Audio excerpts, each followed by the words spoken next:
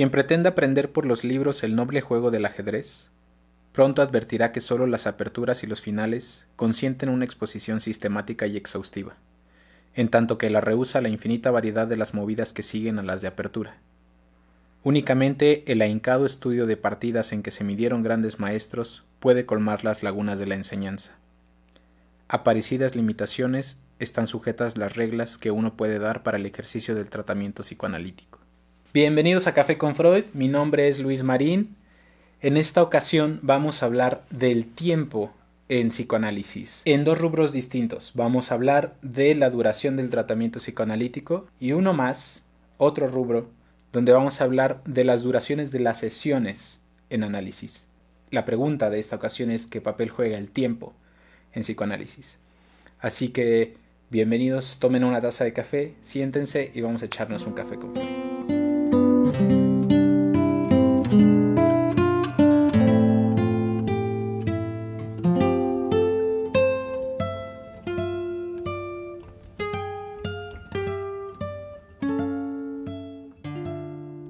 El café que estamos consumiendo en este programa es un café de Tasco Guerrero, tostado por Amber, nuestros patrocinadores. Sus notas son la piña, lima, azúcar de caña. Y lo que dice en su etiqueta es un café con una acidez cítrica y aroma dulce, frutal, que va muy bien con métodos de filtrado manual, donde puede resaltar la acidez y el dulzor. El proceso es enmielado y se sugiere que su preparación sea un Aeropress, por si quieren ir a buscarlo a Amber en su barra. Es lo que estamos tomando hoy para echarnos el café con Freud.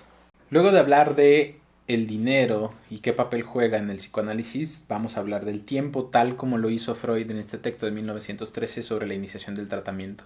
En 1915, en lo inconsciente, Freud va a postular y va a desarrollar toda la idea de que en el inconsciente el tiempo opera de manera distinta. Él lo va a nombrar la atemporalidad del inconsciente. Pero aunque desarrolle esta idea en 1915, lo cierto es que lo viene trabajando desde mucho antes, por lo menos desde 1895 en su proyecto de psicología, y precisamente vamos a recurrir a ese texto, en particular el apartado cuarto, que es el de la proton pseudosistérica. Lo que pasa ahí es que Freud va a estar trabajando lo que después va a venir a ser el falso enlace. Para ejemplificarlo cómo opera un falso enlace, Freud va a recurrir a un caso clínico que es el de Emma Einstein, donde habla de un síntoma que tiene esta paciente en el consultorio. Lo que va a pasar ahí es que Emma tiene un síntoma muy particular, que es que ella no puede salir sola a una tienda.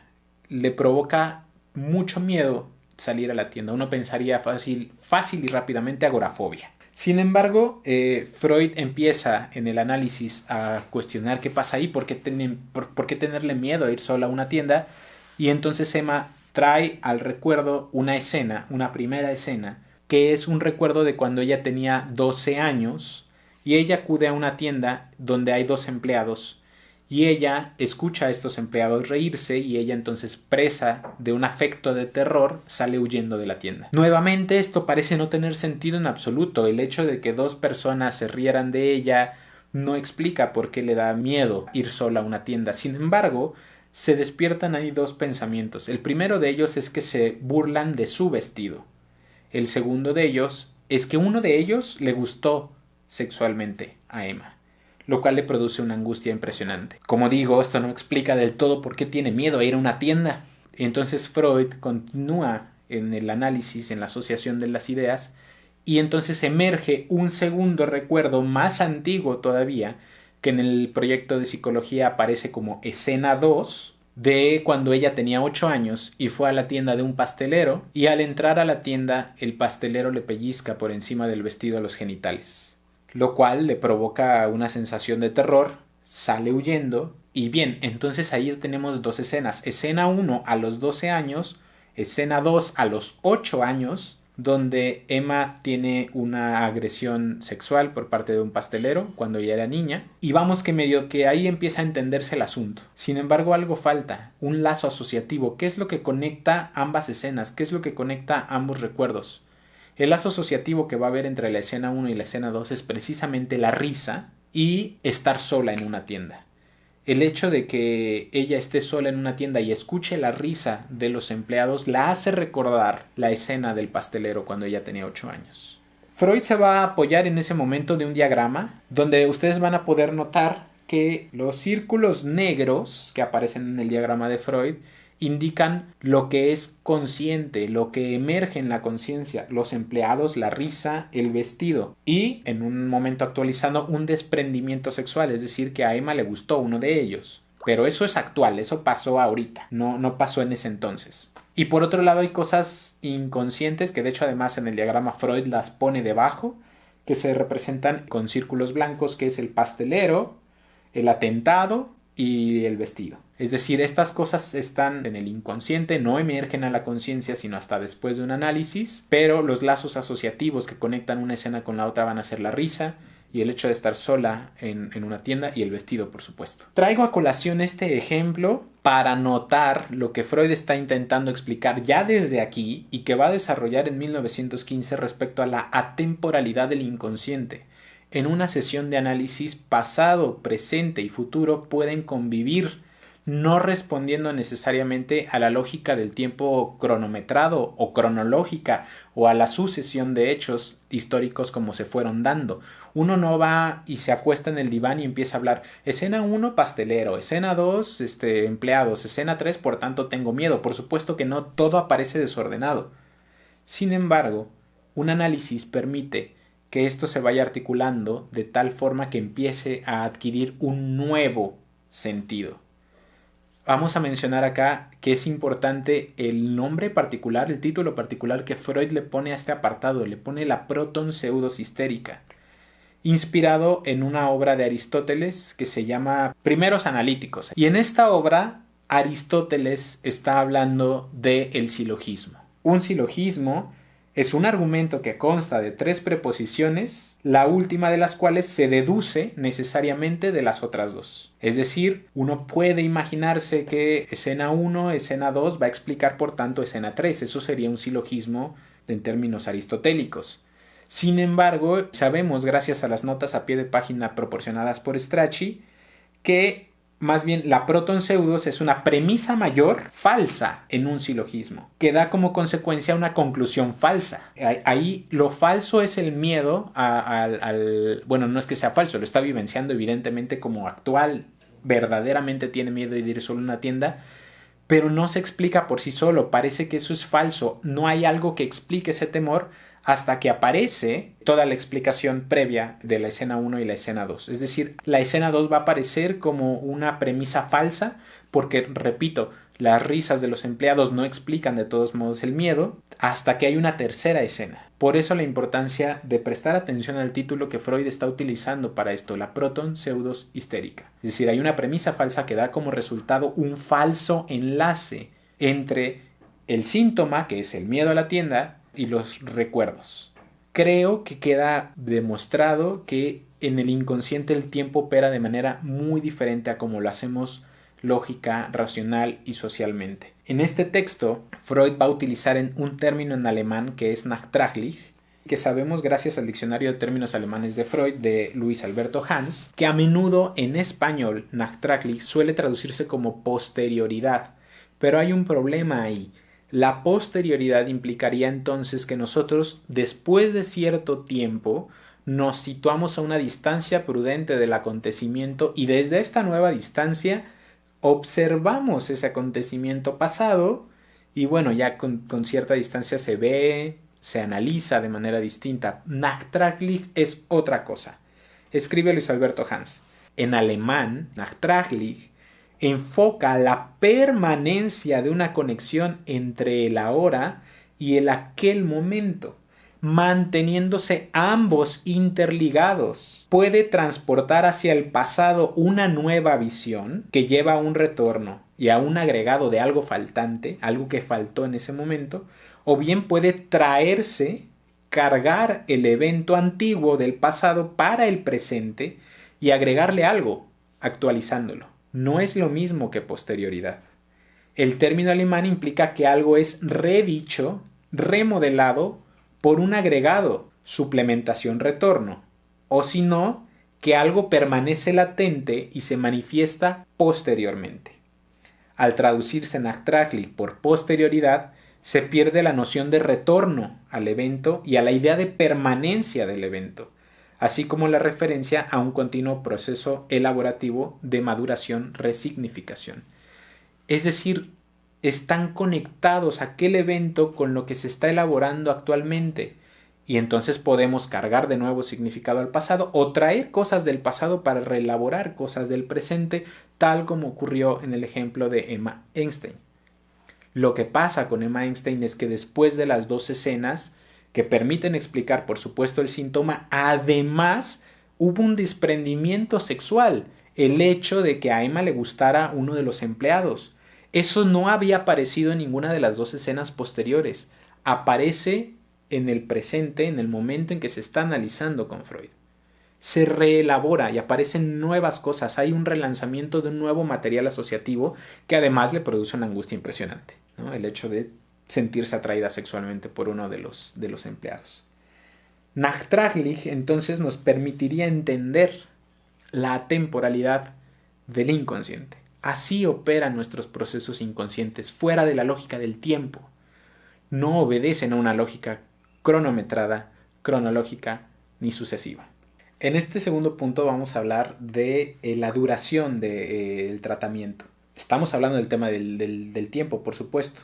Entonces vamos primero a preguntarnos cuánto dura un tratamiento analítico. Este punto Freud lo va a desarrollar, como ya había mencionado, en 1913 en Sobre la iniciación del tratamiento, que si pueden notar es un texto al que hemos estado recurriendo en los últimos videos. Y no es sorpresa darnos cuenta que desde los inicios de la historia del psicoanálisis esta ya sea una pregunta que se le formulaba a Freud desde el principio. Freud va a iniciar diciendo que él va a destinar 1 hora de su jornada laboral para atender a este paciente. Y él va a señalar algo. Este acuerdo de establecer 1 hora determinada a la semana para trabajar con él sería muy bien visto si se tratara de un maestro de música o de idiomas. Uno perfectamente puede acordar con un maestro de piano, vamos a trabajar a tal hora. Pero cuando se trata de un médico, de inmediato empiezan a aparecer toda suerte de reclamos. No, es que usted no tiene consideración por mi tiempo, ¿cómo semana con semana voy a tener que estar yendo? Tengo otros compromisos, ya me enfermé, ya no tengo dinero para pagar, toda suerte de pretextos que funcionan, por supuesto, como manifestaciones de la resistencia al tratamiento. Freud nos advierte que si empleamos una política de tolerancia a estas inasistencias, el análisis mismo puede verse amenazado. No hay que consentir estos permisos de faltar constantemente.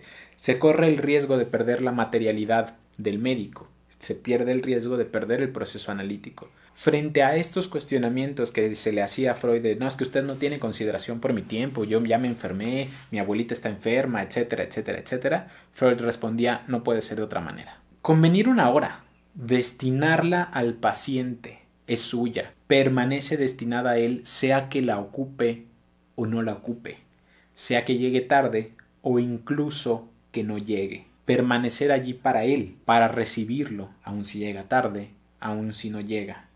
1 hora, así lo hacía Freud. Y quiero asentar esto porque en ocasiones me ha pasado conversando con otros colegas que me dicen, si no llegan después de 15 minutos me voy, si no llegan después de 20 minutos me voy. 1 hora, esa hora es suya, está destinada a él, sea que llegue tarde, sea que no llegue, es para él. Estar ahí dispuestos para el paciente es también parte de nuestro trabajo. Eso se analiza. Si no llegan o llegan tarde, también se analiza. Pero uno tiene que estar ahí para recibir al otro, hospitalariamente. Esa hora es suya. Frente a la pregunta, ¿cuánto dura el tratamiento? ¿Cuánto tiempo requiere usted para librarme de mi padecimiento? Freud solía responder de una manera ilustrativa con una fábula del peregrino que solía preguntar ¿cuánto falta para llegar? A lo que Esopo respondía ¡camina! Freud va a decir es imposible saber cuánto va a durar el peregrinaje si no sabemos previamente cuál es el ritmo que lleva el caminante en cuestión. Pero esto va a ser complicado cuando hablamos de un análisis porque un neurótico o un paciente en sí no siempre tiene el mismo ritmo en su tiempo. Freud va a utilizar el término tempo. modifica el tempo de su avance. Hay jornadas o hay momentos en los que solo se logran avances muy pequeños. Hay otros donde se avanza muchísimo, pero eso indica que el paso no es constante, no siempre se lleva el mismo paso en un análisis. Por tanto, la respuesta más bien a la pregunta ¿cuánto va a durar mi tratamiento? Es una respuesta técnicamente imposible. Dado que yo no sé qué se va a desplegar, dado que yo no sé cómo va a avanzar, no sé cuánto tiempo nos tome. No sé cuánto tiempo nos tome llegar al fin de análisis. Ante esta imposibilidad de decir tu tratamiento va a durar tanto tiempo, y más aún ante el hecho de que el psicoanálisis requiere un tiempo más bien prolongado, aparece un reclamo que persiste todavía hasta nuestros días, que es el hecho de una cura mucho más breve, porque el psicoanálisis es largo, porque se lleva años, porque como cree que voy a malgastar todo mi tiempo, ¿no? Tanto tiempo de vida yendo a análisis, ¿no? Freud nos comenta en este texto de 1913 que incluso una vez uno de sus amigos le escribió una carta diciendo lo siguiente: lo que nos hace falta es un tratamiento breve, cómodo, ambulatorio de las neurosis obsesivas.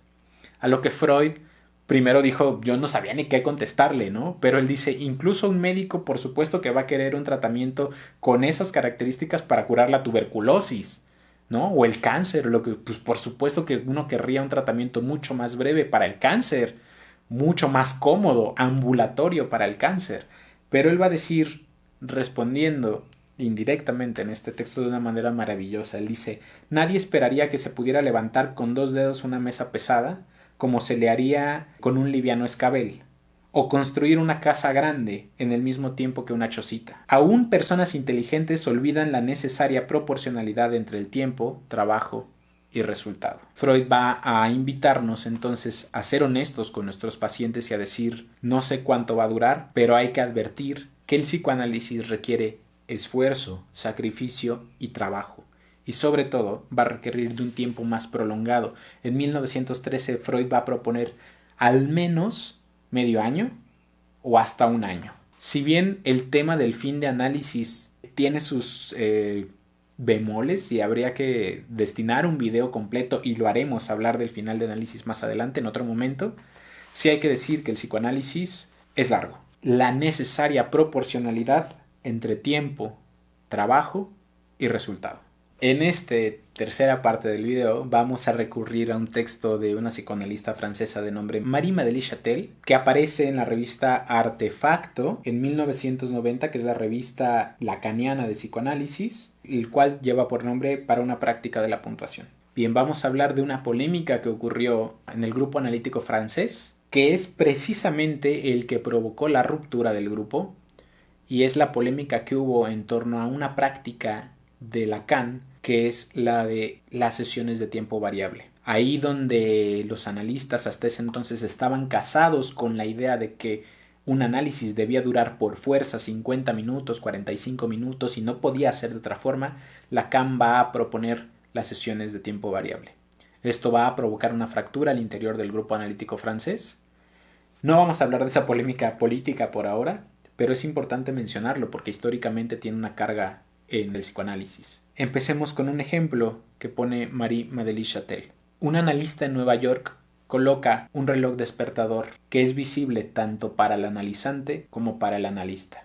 Un reloj que, desde luego, marcaría los 50 minutos de sesión. Indicaría el momento de callarse. ¿El despertador suena cumpliéndose los 50 minutos de sesión para que el paciente se calle? No lo sabemos. El tiempo regulado convencionalmente en la vida cotidiana es una ley social, contractual. Te veo a tal hora, tú vas a trabajar de tal hora a tal hora. Se trata de una lógica social que tiene que ver, sí, con ciertos contratos, con ciertos acuerdos. Si reducimos el tiempo de una sesión de análisis a la duración precisa que nos indique el reloj, estamos reduciendo al tiempo entonces a una lógica social, a una lógica contractual que se establece previamente antes de dar inicio a un análisis, ¿no? Se trata de un contrato, se trata de un acuerdo, se trata de un encuadre, se trata de un setting. Pero un analista que se obliga a sí mismo al estándar del tiempo de una duración determinada de 45 o 50 minutos se niega el uso de la escansión que ahorita vamos a ver de qué trata la escansión, pero al negarse ese uso de la escansión se pierde una infinidad de acentos que pueden enriquecer el proceso analítico, arriesgándose a perder muchos acentos particulares y condenando además a todo el proceso analítico a una pesadez y a una rigidez irreversible en la dinámica analítica, que complican, que entorpecen más que favorecer el trabajo analítico. Marie-Madeleine Châtel va a mostrar este desacuerdo respecto a esta duración cronometrada específica de 50 minutos, diciendo que un análisis es una situación convenida entre el analizante y el analista, y no entre el analizante, el analista y un grupo social, porque entonces ya habría 3 actores y no 2. Para Châtel hay una clara diferencia entre tiempo como contrato social, el cual remite a una ley escrita, y contractual, en contraposición de lo que Châtel va a llamar la ley de la palabra. Lo que importa en un análisis es la palabra del paciente, más que esta ley social del tiempo determinado de una sesión. Es un pacto que instaura lo que es dicho de manera contingente y particular, lo cual implica, por supuesto, una posición ética. ¿Voy a interrumpir al paciente porque ya se acabó su tiempo, ya se tiene que ir y tengo otro paciente esperando? ¿O voy a privilegiar la ley de la palabra respecto a lo que él esté diciendo y desplegando en ese análisis en particular? ¿Implica una posición ética? Desde luego que sí. Es verdad que en un psicoanálisis se busca dar un marco para que esta palabra pueda emerger, se materialice. Por supuesto que sí es importante, pero depende de cada uno de nosotros, depende de cada analista, cómo se articula este artificio que es el psicoanálisis para que una palabra pueda aparecer ahí. En tanto más se acerca cada uno de los analizantes a su síntoma en particular, a su propio malestar, en tanto más va descubriendo qué de sí le provoca cierto malestar en la vida cotidiana, en el afuera, porque siempre se relaciona de la misma manera, porque siempre le pasan las mismas cosas.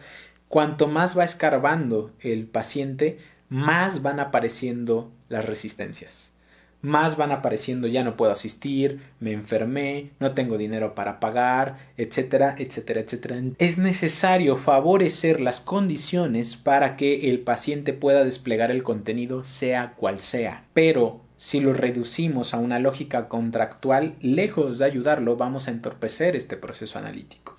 Es el analista quien debe favorecer que la palabra emerja. La escansión, ahora sí hablemos de ella, es una intervención propia del psicoanálisis lacaniano que consiste en interrumpir activamente la sesión no importa cuánto tiempo lleve. Así acaba de iniciar la sesión o lleve 15 minutos de sesión, el analista puede decir dejemos aquí.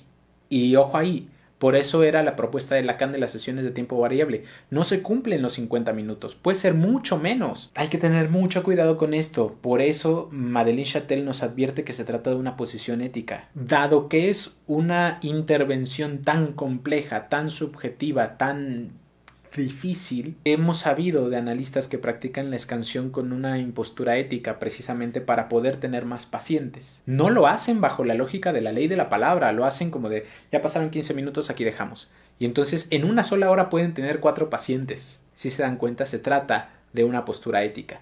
Y les pueden cobrar a cada uno de ellos lo mismo que les cobrarían por una hora. Al igual que con el tema del dinero, ¿qué está operando aquí? La ley del poder, la ley del mercado capitalista, el narcisismo. Al igual que con el dinero, para establecer una cuota no se trata de cobrar en función de cuánto le puedo sacar a esa persona, sino en cómo se está desplegando en la transferencia esa trayectoria libidinal del sujeto con respecto al dinero. Lo mismo en el tiempo. No voy a interrumpir la sesión arbitrariamente para tener más pacientes. Esa es una impostura ética. Voy a interrumpir activamente de acuerdo a lo que el paciente esté desplegando en su propio discurso. Una escansión es una puntuación, es una acentuación. Se está poniendo el punto en algo, se está poniendo el acento en algo en particular. Lacan solía interrumpir activamente las sesiones de sus analizantes con la intención de marcar una puntuación en la sucesión de los hechos que el paciente iba narrando.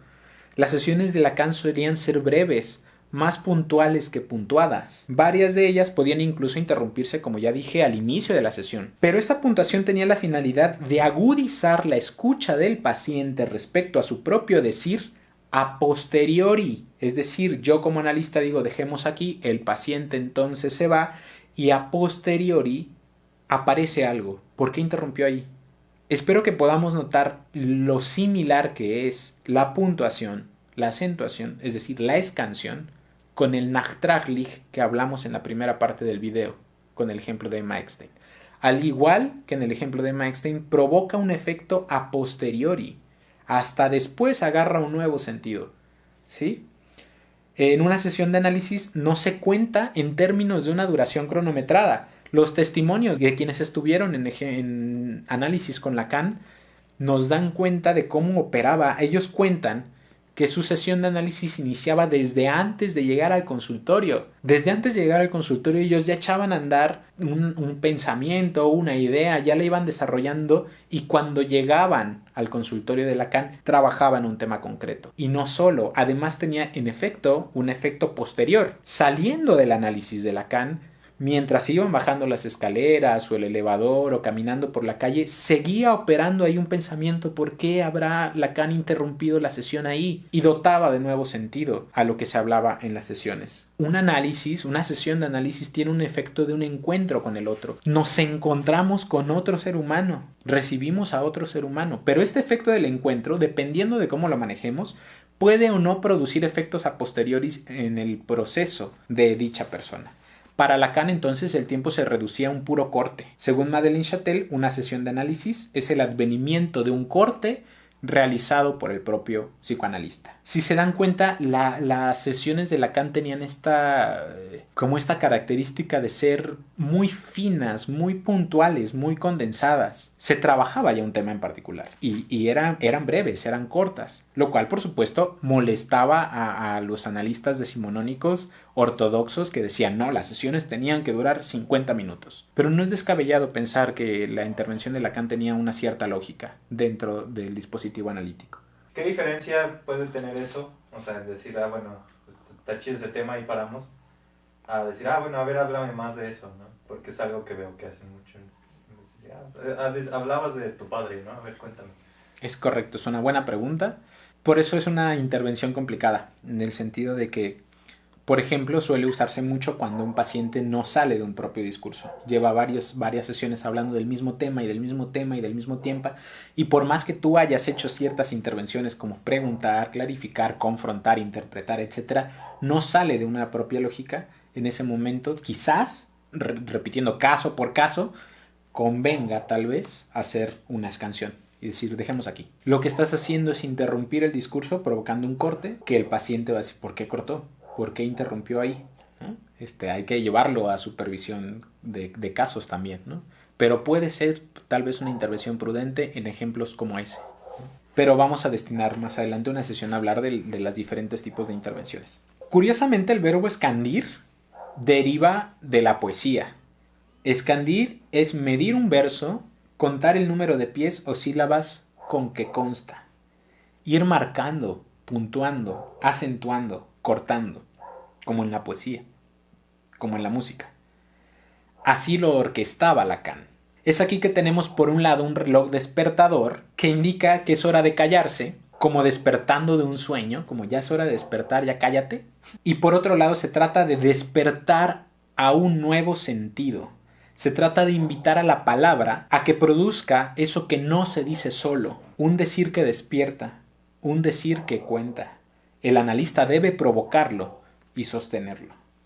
Como ya vimos en el ejemplo de Emma Eckstein con el Nachtraglich, es una producción retroactiva de un sentido nuevo concerniente a una escena que se supone que ha tenido lugar en el pasado, cronológicamente hablando, en relación con una escena segunda. Si apelamos a la fórmula freudiana de que el inconsciente es atemporal, el inconsciente no sabe del tiempo, esto implica que el deseo hace que pasado, presente y futuro se muestren juntos en un orden que no es lineal, sucesivo ni cronológico. El caso de Emma Eckstein, por ejemplo, tuvo un efecto solo a posteriori, cuando ya estaba en un análisis con Freud. Y fue allí que tomó entonces un efecto traumático y de un desprendimiento sexual. Si Freud se hubiera conformado solo con la primera asociación, es decir, solo con el recuerdo de los dos empleados que se reían de ella, y lo hubiera tomado como el significado último, poco se había logrado ahí. Sino hasta que escarba más, descubrimos una segunda asociación que permite una resignificación y un relanzamiento de un nuevo material asociativo hacia el presente, el desprendimiento sexual, el trauma, el síntoma. Chattel nos invita a hacer una distinción entre dos cosas. Por un lado, efecto de sentido y por otro lado, significación. Para Chattel, el efecto de sentido es posible gracias al hecho de que el sentido original de cada significante en el momento en que aconteció, en el momento en que se articuló, se vacía durante la sesión de análisis. Pensemos en Emma Eckstein. Esta primera vivencia del pastelero y demás se vacía ahí durante la sesión de análisis y hay un relanzamiento hacia nuevos decires. No es que no importe el abuso sexual de Emma Eckstein, sino que se vacía de alguna forma y toma nuevos sentidos en el presente que explican por qué tiene miedo ir a sola a la tienda. No es hasta después y gracias al artificio del análisis que esto toma sentido en un análisis con Freud. Hasta entonces se puede entender, hasta entonces se puede explicar. Este sentido de hacer corte provoca que un nuevo efecto aparezca. Siempre de un modo inesperado. Pobre, si se quiere. Si aparece algo nuevo y al ser nuevo medio que no sé cómo explicarlo, medio que acaba de pasar acá. Pobre, no tiene todavía mucho sentido, pero eso se trabaja. Es enigmático, es precario. Pero por otro lado, la significación aparece como saturada. Es en cierto modo una trampa en la cual el analista no debe caer. Si Freud se hubiera contentado solo con la primera asociación, no habría llegado a la segunda, ni tampoco habría llegado al desprendimiento sexual. Una significación aparece como saturada ahí. No debemos caer en la explicación simplemente de la significación. No debemos tomarla como una significación última, sino seguir favoreciendo el material asociativo. Pero el hecho de que aparezca o un efecto de sentido o una significación va a depender de cómo el analista lleve el decurso de una sesión de análisis, el proceso que favorezca al analista para la aparición de una cura. Voy a tomar aquí un ejemplo de un texto que ya trabajamos la sesión pasada, el video pasado, del libro de Ernesto Sinatra, las entrevistas preliminares y la entrada en análisis. Si recuerdan el primer video, y si no los invito, pueden consultarlo aquí o acá, sobre un paciente de él que se había quedado sin dinero porque iba a una casa de citas para hacerse masturbar. Es cierto que estaba hablando del tema del dinero y es cierto que ya lo abordamos en el video pasado, pero aquí pasa algo interesante. En una sesión llega este paciente muy emocionado diciendo que no veía la hora de llegar a su análisis para contarle que algo había pasado en su trabajo y que además se había quedado sin dinero porque había ido a la casa de citas y se había quedado sin dinero para hacerse masturbar nuevamente, ¿no? A lo que Ernesto Sinatra interrumpe la sesión diciendo: dejemos aquí, nos vemos la próxima. Este paciente entonces se enoja muchísimo y empieza a reclamar y empieza a decir, de hecho se levanta del diván y empieza a azotar el diván, empieza a golpear en el diván y empieza a decir: yo te estoy pagando por una hora de tiempo, tú tienes que escucharme porque te estoy pagando por esto. Se va de la sesión y a la siguiente sesión regresa para quejarse de su analista, para decir que cómo es posible, que eso no debe hacerse, que él no debió haber interrumpido la sesión porque la sesión debía durar 50 minutos y tal, y le empieza a reclamar y utiliza 3 significantes para referirse al analista: injusto, implacable y decidido a abandonarlo. Esos son los significantes que este paciente despliega, pero eran justamente los mismos términos en que había empleado para referirse a la actitud de su padre. Simplemente la intervención de Sinatra consistió en mostrar esos significantes: injusto, implacable, decidido a abandonarte. El paciente se había sorprendido después de esta intervención y dijo que no quería depender del analista ni de su padre, y que además podría comprobar que él podía arreglársela solo y que iba a abandonar el análisis porque ya lo había determinado y que ya se iba. En el momento en que él dice: me las puedo arreglar solo, estaba visiblemente angustiado, Sinatra hace una intervención. El paciente dice: me las puedo arreglar solo, y él pregunta con la angustia. El paciente empieza a llorar y empieza a decir una serie de cosas respecto a su padre, y él, que ya había dicho ya no voy a volver, ya lo determiné, Sinatra al final dice: lo espero su próxima sesión. Y en efecto vuelve a la siguiente sesión, aunque él ya estaba determinado a abandonar el análisis y a no volver más. Es un ejemplo de cómo opera la escansión. El que Sinatra haya hecho un corte, el que Sinatra haya hecho una puntuación en una sesión en específico, desplegó una serie de contenidos más. y la intervención consistió en interrumpir activamente la sesión, aunque no haya durado 50 minutos. Interrumpir una sesión funciona como una escansión, como una acentuación, puntúa, hace un corte. Y entonces el analizante se va a preguntar ¿por qué el analista interrumpió aquí? Cuando un analista simplemente dice dejemos aquí, con eso nos quedamos, nos vemos la próxima, nunca explica por qué. Cada interrupción subraya, señala ese momento, pone un acento y hace que la última frase o palabra dicha antes del corte resuene de una manera distinta. Y lo que se busca con este corte es provocar, hacer devenir otra cosa, un relanzamiento de un nuevo material asociativo, colmado de un nuevo significante, nachtraglich, pero importante, esto es súper importante, ese nuevo sentido debe ser dado por el analizante, no por el analista. Es el analizante quien otorga un nuevo sentido a lo que estaba diciendo. El analista simplemente es un agente que promueve estas condiciones necesarias para que la palabra emerja. Mucho tiempo después, un analizante dice: cuando usted interrumpió en esta palabra, se acabó definitivamente ese tormento. El analista que interrumpió la sesión sobre esa palabra ese día no sabía que con eso desaparecería al fin. Decíamos que un análisis era una situación convenida entre el analizante y el analista, no entre el analizante, el analista y un grupo social, es decir,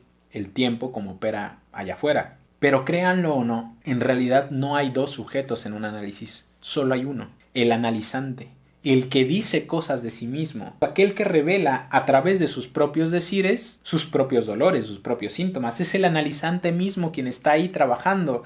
Me acuerdo que en una sesión de supervisión con mi supervisora, decíamos que el psicoanálisis es el único trabajo donde uno paga por trabajar, porque quien trabaja es el analizante, no el analista. Un psicoanálisis es una práctica que hace devenir el deseo mediante toda suerte de artificios, bueno, no toda suerte, ¿no?, sino de ciertos establecimientos, ciertas intervenciones, mediante la asociación, la libre asociación, la asociación de palabras y de ideas, y la interpretación que de ellas se hace. Es una forma de hacer que los síntomas se desanuden. Si entendemos que en cada analizante el síntoma va a ser distinto y por lo tanto que cada paciente va a decir cosas diferentes de sí, de su propio padecimiento, de su propio malestar, no es el mismo su padecimiento de ustedes que el mío, que el de Ángel, que el de mi supervisora, que el de... Todos tenemos decires distintos, todos tenemos síntomas distintos, dolores distintos, vivencias distintas. Podemos entender que un psicoanálisis no puede ser una práctica estandarizada, regularizada por una ley social que aplasta dicha particularidad. Si lo reducimos a eso, estamos uniformando a los analizantes a que todos operan de la misma manera, y eso no es cierto. Establecer una hora fija de sesión vuelve pesado el análisis, lo vuelve acartonado, lo vuelve cuadrado, como en un encuadre. Más bien lo que se debe hacer es agudizar esa subjetividad particular de cada sujeto, esa diferencia suya, para fomentar los acentos, para así hacer emerger esa disposición particular de ese sujeto. Del mismo modo en que el establecimiento del cobro de una sesión de análisis no se hace en función del costo de la moneda extranjera, el hecho de que una sesión pueda o no durar 50 minutos o dure menos va a depender de lo que se esté desplegando en esa sesión en particular, de qué se está diciendo. Es verdad que establecer tiempo es una base imaginaria para soportar ese dispositivo analítico, pero no se puede condenar a una estandarización ni a una uniformidad. Va a depender mucho de la escucha de cada uno de los analistas, que también es distinta, y que más adelante vamos a abordar en un video sobre la escucha flotante. Pero es importante no perder de vista que en este encuentro con otro ser humano debemos provocar, producir, invitar hacia nuevos decires. No importa necesariamente el cuerpo a cuerpo, lo que importa es lo que el paciente está diciendo, lo que el paciente despliega y dice. En pocas palabras, lo que importa es lo que el paciente diga, no el tiempo convenido de una sesión. Con esto finalizo el tema. Al igual que el tema del dinero, vamos a notar que el tiempo es importante y es una discusión obligada a la cual todos deberíamos someternos alguna vez para un ejercicio autocrítico y crítico también con el ejercicio del psicoanálisis. Y por tanto quiero insistir en la invitación que hice desde el video pasado a estudiar este texto de Ernesto Sinatra sobre las entrevistas preliminares y la entrada en análisis. Muchas gracias por su atención. Síganos en redes sociales, Café con Freud, Facebook, YouTube, Instagram, Spotify. Y bueno, ya estamos muy emocionados porque ya estamos por recibir ahora sí invitados con quienes vamos a tener charlas de café, así que no se lo pierdan. y muchas gracias por todo.